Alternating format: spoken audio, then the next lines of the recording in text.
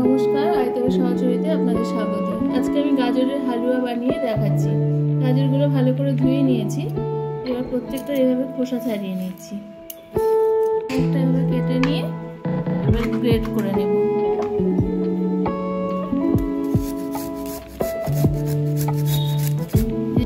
প্রত্যেকটা গাজর এভাবে গ্রেট করে নেব।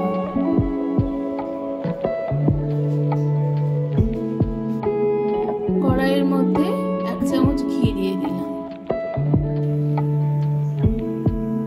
কিছুটা কাজু বাদাম ভেজে নেব। এর মধ্যে কিছুটা কিশমিশ দিয়ে দিলাম। এগুলো ভাজা হয়ে গেছে, এগুলো একটু তুলে নিলাম।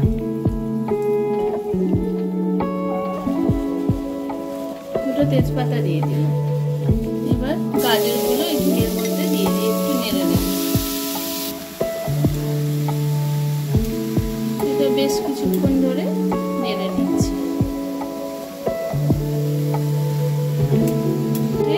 আমি 2 প্যাকেট দুধ দিয়ে নিয়েছি, গরম করে সেটাকে অনেকটা কমিয়ে নিচ্ছি। আর এটা 1 কেজি সামান্য একটু কম গাজর আছে।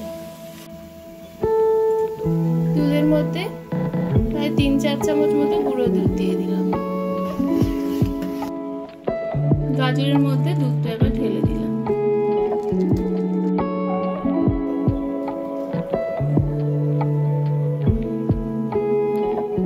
এবার এটা ফুটে একদম দুধ কমিয়ে নেব।